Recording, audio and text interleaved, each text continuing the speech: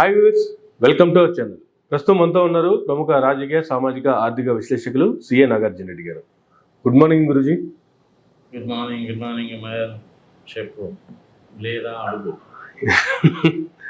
గురుజీ, ఈ మధ్యకాలంలో వార్లు అయితే చూస్తున్నాం. గతంలో ఉక్రెయిన్కి, అలాగే ఉక్రెయిన్ వారు, ఆ తర్వాత చూసుకుంటే పాకిస్తాన్ మీద ఇండియా వారు, ఇప్పుడు చూసుకుంటే ఇరాన్ వర్సెస్ ఇరాక్ వారు, ఇజ్రాయెల్. ఏంటి అసలు ఈ వారు ఏంటి? అసలు ఈ వార్లకు సంబంధించి ఏం చెప్తారు సార్? ఏం జరుగుతుంది అంటే పూర్వపరాలు యుద్ధాలకు సంబంధించి దీని గురించి కనుక విశ్లేషించుకోవాలి అంటే గురుజీ, ఒక సామాన్య మానవుడికి సింపుల్గా అర్థమయ్యే భాషలో చెప్పాలంటే ఇజ్రాయెల్ ఏంటి, ఇరాన్ ఏంటి, ఈ ఇజ్రాయెల్ ఇరాన్ మధ్య యుద్ధం ఇప్పుడు ఎందుకు వచ్చింది, ప్రపంచంలో ఎవరు వైపున ఉన్నారు, కారణాలు ఏంటి తెలిస్తే సరిపోద్ది కదా, రైట్? సో అసలు ఫస్ట్ దాని ఇజ్రాయెల్ యొక్క పుట్టుపూర్వోత్తరాల గురించి మాట్లాడుకుంటే ఏం చెప్తారు? అది ఇజ్రాయెల్ గురించి పుట్టుపూర్వోత్తరాలు చెప్పుకోవాలంటే 2500 సంవత్సరాల వెనక్కేలా గురుజీ. జుడాయిజము, సంగతి సమాచారము, జూవిష్ కమ్యూనిటీ, వాటిని ప్రజలకు అంత చేటు ఇంట్రెస్ట్ ఉండదు. రాసుకొని చెప్పినా కానీ అదంతా ప్రజలకు అంత చేటు అనవసరం. ఓకే. ఇజ్రాయెల్ అనేటువంటి దేశము 14వ తారీఖు మే నెల 1948లో ఏర్పడింది. బ్రిటిష్ వాళ్ళు చేసినటువంటి బెల్ఫోర్డ్ అగ్రిమెంట్ అనేటువంటి దాని మూలకంగా, ఒప్పందము మూలకంగా ఇజ్రాయెల్ అనేటువంటి దేశం ఏర్పడింది. ఓకే. ఇజ్రాయెల్లో ప్రధానంగా ఉండేటువంటి ప్రాంతాలను కనుక చూస్తే ఒకటేమో గజా స్ట్రిప్, దాని గురించి యుద్ధం జరుగుతుంది. ఈ హమాస్, హౌతీ వీళ్ళందరూ కూడా అక్కడే స్థావరాలు ఏర్పరచుకొని ఇజ్రాయెల్ మీద యుద్ధం చేశారు, చూసాం మనం. గోలెన్ హైట్స్ అనేటువంటిది ఇంకో ప్రాంతం, వెస్ట్ బ్యాంక్ అనేటువంటిది ఒక ప్రాంతం, ఈస్ట్ బ్యాంక్ అనేటువంటిది ఒక ప్రాంతం. ఈ 4 ప్రాంతాలు. టెల్ అవీవ్ అనేటువంటిది ఇజ్రాయెల్ యొక్క రాజధాని. ఓకే. ఇంచుమించుగా 54 లక్షల ఎకరాల భూభాగం,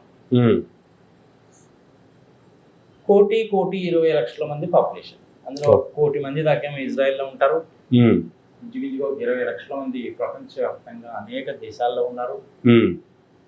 మెయిన్ కమ్యూనిటీ అనేటువంటి దాన్ని జూవిష్ కమ్యూనిటీ అంటారు. ఓకే. ఈ జూవిష్ కమ్యూనిటీ అనేటువంటిది చాలా intelligent people. Nobel prize winners list కనుక తీసుకొని కనుక చూస్తే నువ్వు ఆ ప్రైజ్ ఎస్టాబ్లిష్ అయిన దగ్గర నుంచి 20% నుంచి 25% వరకు ఈ జూయిష్ పీపుల్ ఉంటారు. వాళ్ళు క్రిస్టియన్స్ కాదు, ఏ మతము సంబంధం లేదు, ఒక రకమైనటువంటి పద్ధతుల్ని పాటిస్తూ ఉంటారు వాళ్ళు. అక్కడ ఫోటోగ్రాఫ్స్ అవి కనుక చూస్తే అక్కడ గోడ ఒకటి ఉంటుంది అనమాట. ఆ గోడ దగ్గర ఇలా పెట్టుకొని ప్రార్థనలు చేసుకుంటూ ఉంటారు. జూయిష్ కమ్యూనిటీ చాలా తెలివిగల community. Okay. Albert Einstein, Facebook owner, Apple owner, ఇలాంటి వాళ్ళందరూ కూడా ఆ కమ్యూనిటీ నుంచి వచ్చినటువంటి వాళ్ళే. ఓకే. ఇది వాళ్ళకి సంబంధించినటువంటి సింపుల్గా పుట్టు పూర్వోత్తరాలు. దేశము ఏర్పడినటువంటి దగ్గర నుంచి 24 గంటలు గడవక ముందే Iran, Iraq, Lebanon, Syria, Egypt వీళ్ళందరూ కూడాను ఇజ్రాయెల్ మీద యుద్ధం చేయడం మొదలుపెట్టారు. ఓకే. ఇప్పటి వరకు కూడాను ఇజ్రాయెలీస్ ఒక్క యుద్ధంలో కూడా ఓడిపోలేదు. 6 రోజులు యుద్ధం కూడా చేశారు. ఇంతకుముందు కూడా ఒకసారి మనము ఎయిర్ ఇండియా 171 గారి గురించి చెప్పుకుంటున్నప్పుడు కూడా ఒక విషయాన్ని గురించి చెప్పుకున్నాం కదా, ఎలా విడిపించుకొని వచ్చారు అని. పాపం ఆ ఇజ్రాయెల్ పరిస్థితి ఏంటో కానీ, దేశం ఏర్పడిన దగ్గర నుంచి యుద్ధాలు యుద్ధాలు యుద్ధాలు యుద్ధాలు. 1948లో యుద్ధం, 67లో యుద్ధం, 70లో, 71లో ఇలా యుద్ధాలు జరుగుతూనే ఉన్నాయి. ఓకే. విచిత్రమైన విషయం ఏంటంటే ఇప్పుడు ఇజ్రాయెల్ కన్నా ఇరాన్కి యుద్ధం వచ్చిందని కదా మనం అనుకుంటున్నాం. ఒకప్పుడు వీళ్ళిద్దరు కూడా మంచి ఫ్రెండ్స్. ఓకే. కానీ తగాద వచ్చింది. సరే, ఈ తగాదకు కారణం అనేటువంటి దాని గురించి కనుక చెప్పాలంటే మనం గ్లోబల్ పాలిటిక్స్ లోకి వెళ్ళాలి. ఓకే. దాని గురించి సపరేట్ వీడియో చేసుకో. మరి ఇరాన్ సంగతి ఏమిటి? ఇరాన్ సంగతి ఏమిటి అనేసి అంటే 5,000 సంవత్సరాల చరిత్ర ఉన్నటువంటిది. మనకు కూడా హైదరాబాద్ లో బాగా పాపులర్ కదా ఇరానీ చాయ్ అంటాం కదా.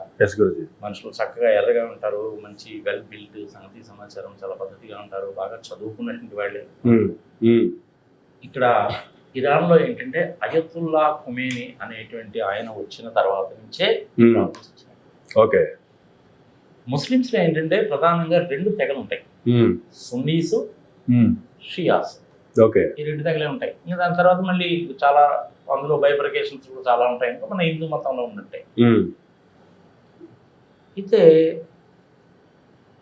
ఈ ఈ ఇరాన్ కన్ను ఇజ్రాయెల్కి ఇప్పుడు తగాద ఎందుకు వచ్చింది అనేసి అంటే ఒకటే ఒక కారణం కనబడుతుంది. ఇరాన్ వాళ్ళు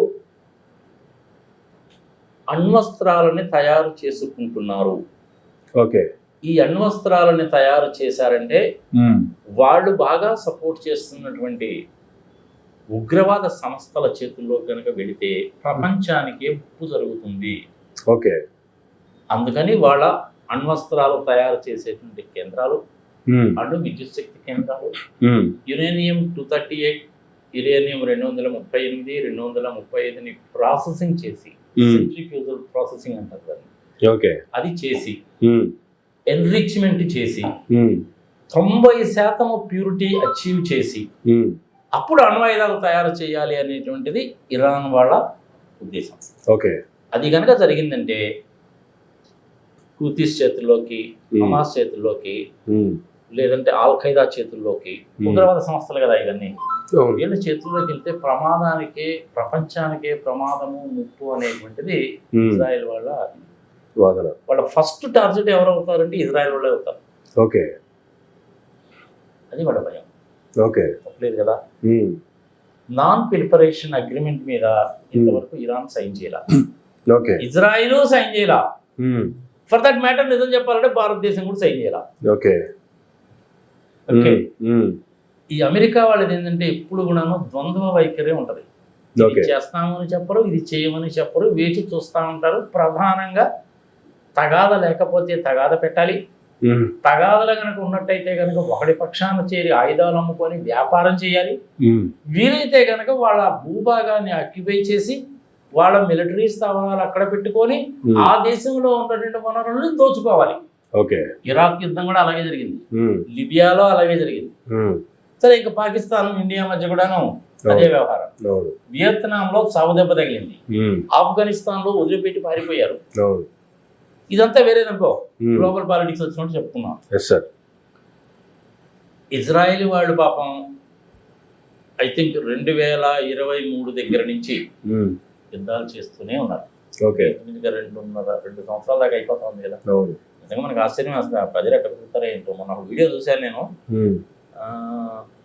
శ్రీకాంత్ ఉండాలి అతని పేరు, తెలుగువాడే, ఇజ్రాయెల్ సెటిల్ అయ్యాడు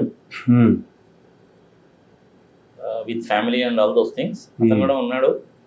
ఏందయ్యా బాబు ఏమిటి సంగతి సమాచారం అని సుమన్ టీవీలో నిరుపమ ఇంటర్వ్యూ చేసింది. ఆయన పాపం బయటికి తీసుకొచ్చి ఫోటోలు అవి కూడా చూపించారు. బంకర్స్ లో ఉంటారంట.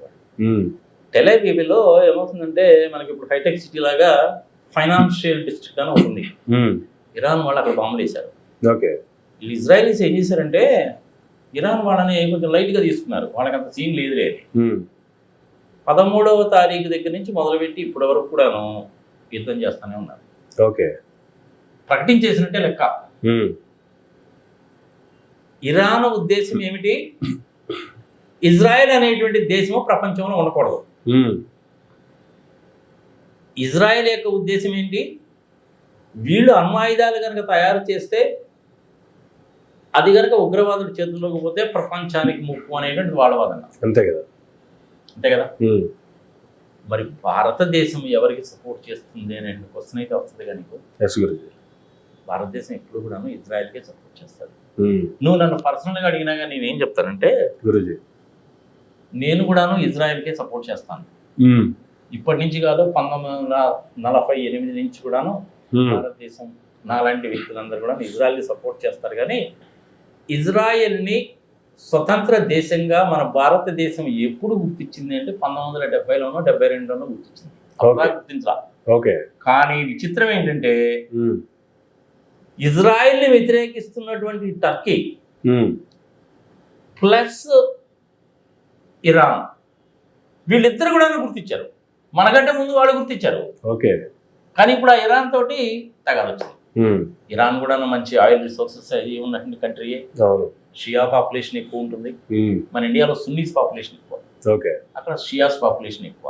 ఐతుల్లా ఖుమేనీ అనేది వాడు ఒకప్పుడు బాగా వెస్టర్నైజ్డ్ గా ఉండేది. ఐతుల్లా ఖుమేనీ రాకముందు వాళ్ళు కూడా మంచి education, health, foreign culture, western culture, ఇంకా డాన్స్, డ్రామా కల్చర్, సినిమాలు గినిమాలు అన్నీ ఉండేవి. వీళ్ళు ఏంటంటే మత ఛాందస్తులు అన్నమాట. ఈ టెర్రరిస్ట్ గ్రూప్స్ అన్నిటి యొక్క ప్రధానమైనటువంటి ఉద్దేశం ఏంటంటే ఒకటే ఉద్దేశం ఉంటుంది, ప్రజలందరూ కూడా గుర్తుపెట్టుకోవాలి. ఈ ప్రపంచాన్ని మొత్తాన్ని కూడాను ఇస్లామిక్ ప్రపంచం కింద మార్చాలి. ఇది కుదురుతుందా కుదరదా, ప్రజల విజ్ఞప్తి కుదిరేద్దాం. ఎట్లా కుదురుతుంది అది? అంతే కదా, అది కుదిరే పని కాదు. ఇంచుమించుగా 100 కోట్ల మంది హిందువులు ఉన్నారు, 200 కోట్ల మందికి పైగా క్రిస్టియన్స్ ఉంటారు, ఇంచుమించుగా అంతే మంది ముస్లిమ్స్ ఉంటారు, ఇంచుమించుగా 125 కోట్ల మంది బౌద్ధులు ఉంటారు. చైనా, భూటాన్, కొరియా, జపాన్ ఇక్కడంతా కూడా బౌద్ధులు ఉంటారు. ఈ జౌరాస్ట్రియన్స్ వీళ్ళు కొంతమంది ఉంటారు, గ్రేట్ గ్రాండ్ సర్దార్జీలు ఉంటారు. అంటే మొత్తాన్ని మార్చాలంటే ఎలా కుదురుతుంది అని ఒకప్పుడు ఏం చేశారంటే ఇరాన్ని, ఇరాక్ని, ఇట్లాంటి దేశాలన్నింటినీ కూడాను ముస్లిం రాజ్యాల కింద మార్చేశారు. ఓకే. ఇంతకుముందు మనం ఒక వీడియోలో చెప్పుకున్నాం, గుర్తుంచుకోవాలి. ఎన్ని సంవత్సరాల లోపల చేశారు, 15 సంవత్సరాల లోపల ఎలా మార్చారు, 17 సంవత్సరాల లోపల ఎలా మార్చారు, 21 సంవత్సరాల లోపల ఎలా మార్చారని కూడా చెప్పుకున్నాం కదా. మనకి జమ్మూ కాశ్మీర్లో ఉండేటువంటి ఫరూక్ అబ్దుల్లా వాళ్ళ తండ్రి, తాత, ముత్తాత, జేజి తాత వాళ్ళ వంశ పారంపర్యంగానే తీసుకున్నట్లయితే వాళ్ళు కూడాను ఒక బ్రాహ్మిన్ కమ్యూనిటీకి చెందినటువంటి పేరు ఏదో ఉండాలి, కరెక్ట్గా గుర్తులేదు నాకు. ఓకే. వాళ్ళు కూడా మొత్తం మారారు. మనకిప్పుడు ఏఆర్ రెహమాన్ అనుకుంటాను, ఆయన కూడా హిందూనే, ముస్లిం కింద మారిపోయాడు. ఓకే. బలవంతపు మార్పిళ్ళు బాగా జరిగాయి ఇండియాలో. యాక్చువల్గా ఇండియాలో అనేటువంటి దాంట్లో అసలు ఇస్లాం అనేటువంటిది లేదు, క్రిస్టియానిటీ కూడా లేదు. ఓకే. వీళ్ళేమో బలవంతంగా మార్చారు, క్రిస్టియన్స్ ఏమో మెత్తంగా మార్చారు. వాళ్ళిద్దరి తేడా. మళ్ళీ మన టాపిక్ డైవర్ట్ అయిపోతాం. ఇప్పుడు వీళ్ళిద్దరి మధ్య కూడా ప్రధానంగా యుద్ధం రావడానికి కారణం ఇది. ఓకే. టెల్ అవీవ్లో ఉండేటువంటి ఫైనాన్షియల్ డిస్ట్రిక్ట్ ని వాళ్ళు బాగానే దెబ్బతీశారు. మొదలు పెట్టింది ఎవరు అనేసి అంటే ఇరాన్ వాళ్ళే మొదలు పెట్టారు. ఓకే. దాని తర్వాత ఇజ్రాయెల్ వాళ్ళు కూడా సీరియస్ గా రంగంలో మొత్తం కొట్టాడతారా పాపం వాళ్ళు, అంతే కదా, కష్టమే కదా. ఇంకా నిజంగా వాళ్ళు కాబట్టి తట్టుకున్నారు, కానీ ఇంకొకటి అయితే చాలా కష్టం. ఇక్కడ ఇంకొక విచిత్రమైనటువంటి విషయం కూడా ప్రజలు తెలుసుకోవాలి. మొన్న పహల్గామ్ దాడి జరిగిన తర్వాత మన ఇండియా వాళ్ళు ఏ స్ట్రాటజీ అయితే ఫాలో అయ్యారో అంటే ఏంటి, ఫస్ట్ టెర్రరిస్ట్ వాటిని లేపాయి. ఓకే. ఇంచుమించుగా 25 నిమిషాల్లో 9 స్థావరాలు లేపేశారు. అవును. తర్వాత 13 స్థానాలు, మ్యాక్సిమం 22 స్థానాల్లో వాళ్ళకి సంబంధించిన మిలిటరీకి సంబంధించినటువంటి స్థావరాలు, రన్వేస్, విమానాశ్రయాలు, వాళ్ళకి సంబంధించినటువంటి defence system, satellite communication system, వాళ్ళ దగ్గర ఉన్నటువంటి ఎవాక్స్, F-16 లాంటి మొత్తాన్ని కూడాను ధ్వంసం చేసేసారు గంటన్నరలో. ఇంకా దాని తర్వాత అది సింధూర్ 1, సింధూర్ 2 అయిపోయింది, సైలెంట్. కానీ సింధూర్ 3 కనుక జరిగి ఉన్నట్టయితే ఇక అసలు పాకిస్తాన్లో నీకు కెనాల్స్ కానీ, రోడ్స్ కానీ, రైల్వే లైన్స్ కానీ, పవర్ స్టేషన్స్ కానీ ఏవి ఉండేవి. ఓకే. మన ఆబ్జెక్ట్ ఏంటంటే వాళ్ళని ఇట్లాంటి వాటిని ధ్వంసం చేయాలనే, కానీ పాకిస్తాన్ ప్రజల మీద ఏ భారతీయుడికి కోపం ఉండదు, దేశ నాయకులకి కోపం ఉండదు. అంటే నిజంగా పాకిస్తాన్ మనతోటి కనుక చక్కగా అనుకుంటే వాళ్ళు కూడా బాగానే డెవలప్ అవుతారు. సరే, ఇప్పుడు అడుగు తినే పరిస్థితికి వెళ్ళారు. గ్లోబల్ పాలిటిక్స్కి వచ్చిన మళ్ళీ అమెరికా వాడు ఏం చేశారని చెప్పుకున్నాం. మరి ఈ వార్ అనేటువంటిది ఎన్ని రోజులు జరుగుతుంది అంటే ఇరు పార్టీలు కూడాను తగ్గేదేలా అంటున్నారు. అలాంటప్పుడు దీన్ని ఎప్పుడు ముగుస్తుంది అంటే మనం చెప్పలేము. ఫస్ట్ టైం ఇరాన్ వాడు 2-3 రోజులు చూసిన తర్వాత దెబ్బ తగిలిన తర్వాత నెగోసియేషన్స్ కోసం అని చెప్పి అమెరికా వాళ్ళని అడిగారు. ట్రంప్ గారు ఎవరో మనకు తెలిసిందే కదా, ఇటు చెప్పడం అటు చెప్పడం. మొదటి నుంచి కూడా అమెరికా వాళ్ళు ఇజ్రాయెల్కే సపోర్ట్ చేస్తారు. రష్యా చైనా వాళ్ళేమో ఇరాన్కి సపోర్ట్ చేస్తారు. ముస్లిం దేశాల్లో కొన్ని దేశాలు ఇరాన్ సపోర్ట్ చేస్తారు, కొన్ని దేశాలు సైలెంట్ గా ఉన్నారు, కొన్ని దేశాలు ఇజ్రాయెల్ ని సపోర్ట్ చేస్తారు. ఇదంతా గ్లోబల్ పాలిటిక్స్ అబ్బా, ఇలాగే ఉంటాయి. దాని గురించి తర్వాత చెప్పుకుందాం. యుద్ధం ఇప్పట్లో ఆగుతుందా మనం చెప్పలేము. ఇజ్రాయెల్ పవర్ ఏంటి ప్రపంచానికి బాగా తెలుసు. ఇరాన్కి నిజంగా వాళ్ళని ఎదుర్కొనేంత సీన్ ఉందా? అంత సీన్ లేదు. ఐతుల్లా ఖొమేనీ ఎక్కడున్నాడో ఎవరికి తెలియదు. ఐతుల్లా ఖొమేనీకి చుట్టుపక్కల ఉండే వాళ్ళందరినీ కూడా మొసాద్ వాళ్ళు, ఇజ్రాయెల్ మిలిటరీ వాళ్ళు చాలా మంది లేపేశారు. వాళ్ళ military commander, Iran military commander కూడాను లేపేశారు. పాపం ఇజ్రాయెల్ ప్రజలదే తప్పు కాదు, ఇరాన్ ప్రజలది తప్పు కాదు. ఇరాన్ వాళ్ళతోటి మనకు కూడా మంచి ఫ్రెండ్షిప్పే ఉంది. ఇజ్రాయెల్ వాళ్ళతోటి మంచి ఫ్రెండ్షిప్పే ఉంది. ఇరాన్ లాంటి దేశము ఇజ్రాయెల్ ఏర్పడినప్పుడు ఫస్ట్ రికగ్నైజ్ చేసింది వాళ్ళే. ఎప్పుడో 25 ఏళ్ళకి మనం చేసాం. ఇప్పుడు వాళ్ళిద్దరు తగాదు వచ్చింది. గ్లోబల్ పాలిటిక్స్ అంటే ఇలాగే ఉంటాయి అబ్బా. ఎప్పుడు ఎవరితోటి దేని మూలం వస్తుందో తెలియదు. ఆబ్జెక్ట్ అయితే క్లియర్ గానే ఉందిగా. ఇజ్రాయెల్ అనేటువంటి దేశం ప్రపంచ పటంలో ఉండకూడదు ఇరాన్ యొక్క ఉద్దేశం. ఇరాన్ వాళ్ళు తయారు చేసేటువంటి ఈ న్యూక్లియర్ ఏవైతే ఉన్నాయో, ఆ న్యూక్లియర్ కి సంబంధించినటువంటిది 50%, 60% వరకు కనుక శుద్ధి చేస్తే కనుక ఆరోగ్యానికి, వ్యవసాయానికి, అణు విద్యుత్ శక్తి కేంద్రాలకు పెట్టుకోవడానికి పనికొస్తుంది. అది 80%, 90% గ్రేడ్, క్వాలిటీ, ప్యూరిటీ పెరిగే కొద్దీ అణ్వాయుధాలు తయారు చేయడం. వాళ్ళ అణ్వాయుధాలు తయారు చేస్తున్నారు అనేటువంటిది అమెరికా వాడు అంటాడు, ఇజ్రాయెల్ వాళ్ళు అంటారు, ప్రపంచంలో అందరికీ తెలుసు, కానీ ఎవడు నోరెత్తి మాట్లాడు. ఇది విచిత్రమైన విషయం. వాళ్ళ కేంద్రాల మీద దాడి చేశారు, డిస్ట్రాయ్ చేశారు. వాళ్ళు వాటిని కట్టుకోవడానికి అని చెప్పి ఫ్రాన్స్, జర్మనీ వాళ్ళు బాగా హెల్ప్ చేశారు, రష్యా వాళ్ళు హెల్ప్ చేశారు, చైనా వాళ్ళు కూడా కొంతవరకు హెల్ప్ చేశారు. రష్యా వాళ్ళకి దీంట్లో పెద్ద నష్టం ఉంటే ఉండదు, కానీ మేజర్గా నష్టపోయేది ఎవరంటే చైనా వాళ్ళే నష్టపోతారు. కారణం ఏంటో తెలుసిన, వాళ్ళకి అవసరమైనటువంటి ఆయిల్ రిక్వైర్మెంట్స్, అంటే క్రూడ్ ఆయిల్ రిక్వైర్మెంట్స్ చాలా వరకు వాళ్ళకి ఇరాన్ నుంచే వస్తాయి. ఇప్పుడు ఇజ్రాయలీస్ ఏం చేశారంటే, వాళ్ళు పెట్రోల్ తవ్వుకునేటువంటి బావుల మీద, రిఫైనరీస్ మీద, పైప్ లైన్స్ మీద, స్టోరేజ్ ట్యాంకుల మీద గట్టి దెబ్బే కొట్టారు. దాంతో ప్రొడక్షన్ ఉండదు.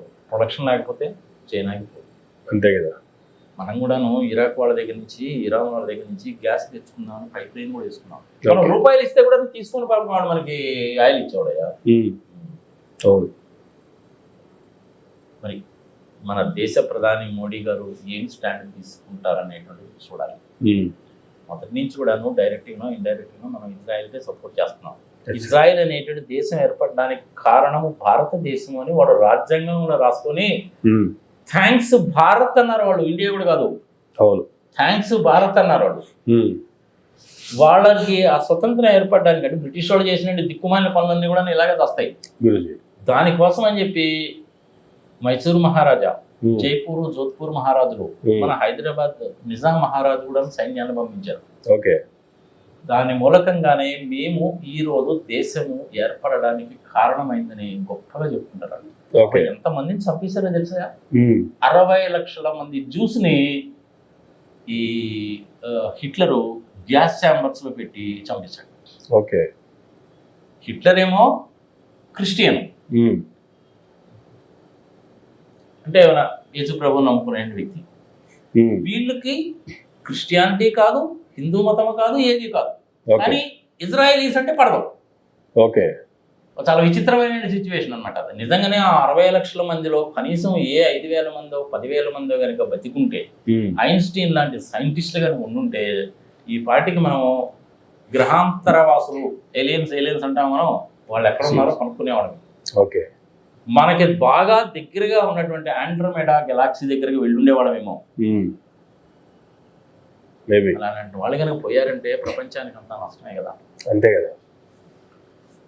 సరే, ఫైనల్గా నువ్వు పర్సనల్గా కూడా అడుగుతావు కదా, నన్ను అడిగితే ఏం చెప్తాడు నాగార్జున రెడ్డి గారు, అంటే మీ పత్రికా విలేకరులందరూ ఇలాగే ఉంటారులే, ఎందుకంటే మీ మనసులో ఏదైతే ఉందో మైండ్ ఫిక్స్ అయిపోయి అది మా నోట్లో నుంచి చెప్తున్నాను ట్రై చేస్తారు. అఫ్కోర్స్ నీకు అన్నం కోసం అనుకున్నటువంటి మెంటాలిటీ లేదనుకో, that is okay.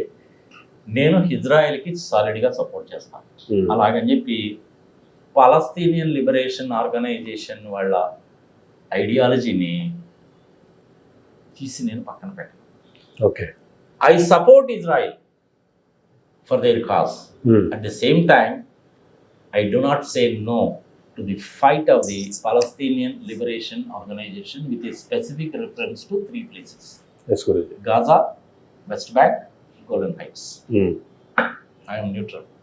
But I support Israelis. Because I have some 1 or 2 good friends also of Israelis whom I met, while I traveled to Germany and all. It's a nice people, good people to go with. సరే, ఇంకా మనకి హైదరాబాద్లో ఇరానీ చాయ్ ఇవన్నీ కూడా మనకు తెలిసినట్టు. So that's the different. So this is about Israel. So ఇన్ని పరిస్థితుల మధ్య ప్రస్తుత పరిస్థితులు అంటే ఎలా ఉన్నాయి అంటే ఏం చెప్తారు? చాలా దారుణంగానే ఉంది, చాలా దారుణంగానే. వారు ఇప్పుడు ఎండ్ అవుతుందన్న సంగతి తెలియదు, కానీ ఇరు పక్షాలు కూడాను తగ్గేదేలే అంటున్నారు కాబట్టి.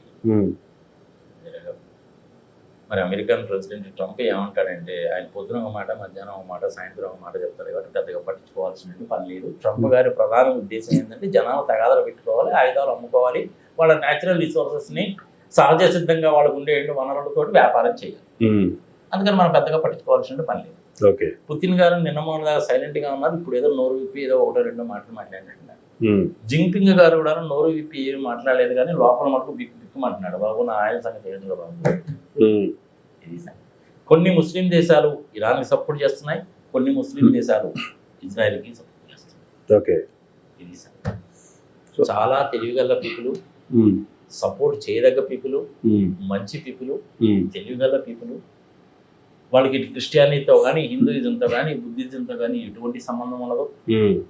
వాళ్ళ పాలసీ అనేటువంటిది ఆల్టుగెదర్ డిఫరెంట్గా ఉంటుంది. ఆ పాలసీని కూడా మనం గౌరవించాల్సిందే. రైట్ గురూజీ, థ్యాంక్ యూ. ఇదండి ఇజ్రాయెల్ వర్సెస్.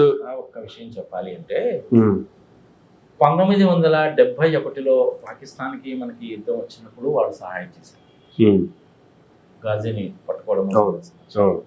1999లో కార్గిల్ యుద్ధం అప్పుడు కూడాను ఆ ఉగ్రవాద స్థావరాలు అంత ఎత్తులో కొండ మీద ఎక్కడ ఉన్నాయంటే కూడాను ఇజ్రాయలీసే మనకి చెప్పారు.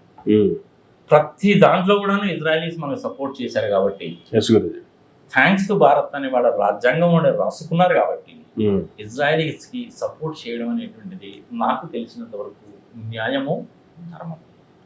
ఈ బ్రిటిష్ వాళ్ళు పనికి వెళ్ళాడా అన్ని ఇటనే చేస్తారు. ఇండియా దగ్గరకు వచ్చేసరికి ఏమో మత ప్రాతిపదిక మీద పాకిస్తాన్ ఏర్పాటు చేశారు సస్తనం. ఇప్పుడు ఆ ఇజ్రాయెల్ దగ్గర కూడా అదే గొడవ. ఆ చేసేది ఏదో క్లియర్ గా చేస్తే పోతుంది కదా, వాళ్ళు ఎప్పుడు క్లియర్ గా చేయరు. ఏదో బెల్ఫోర్డ్ అగ్రిమెంట్ అంటారు, అది అంటారు, ఇది అంటారు. సరే, నువ్వు ఇంకా దూరాన్ని కనుక పోయినట్టయితే ఆట్టమన్ సామ్రాజ్యం దాకా వెళ్ళాల్సి వస్తుంది. అంత చోట ఎందుకు మనకి? అంతేగా. అంటే నాకు తెలుసు, నేను చెప్పగలను, కానీ ప్రజలకి అది కదంతా.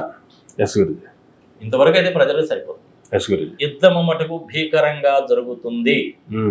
ఎప్పుడు ఏమవుతుందో తెలియదు, ఎప్పుడు ఆగుతుందో చెప్పలేము. ప్రపంచంలో మిగిలిన దేశాలు ఏం చేస్తాయి? సైలెంట్ గా వాచ్ చేస్తూ ఉంటాయి. ట్రంప్ గారు అనేటువంటి మాటలు పట్టించుకోవాల్సిన పని లేదు, వాళ్ళు ఇజ్రాయెల్కి సపోర్ట్ చేస్తారు. Thank you Guruji, thank you very much అండి. ఇదండి ఇజ్రాయెల్ వర్సెస్ ఇరాక్ వార్కి సంబంధించినటువంటి అంశాలు. అసలు ఈ వార్కి ఏ దేశాలు ఎవరు ఏ దేశానికి సపోర్ట్ చేస్తున్నారు, గ్లోబల్ కన్నా పాలిటిక్స్ ఎలా ఉన్నాయి అనేది నెక్స్ట్ వీడియోలో చూస్తున్నాం. ఇది ఈనాటి అప్డేట్స్. మరొక అప్డేట్స్తో మళ్ళీ కలుద్దాం. చూస్తూనే ఉండండి మెరా మీడియా.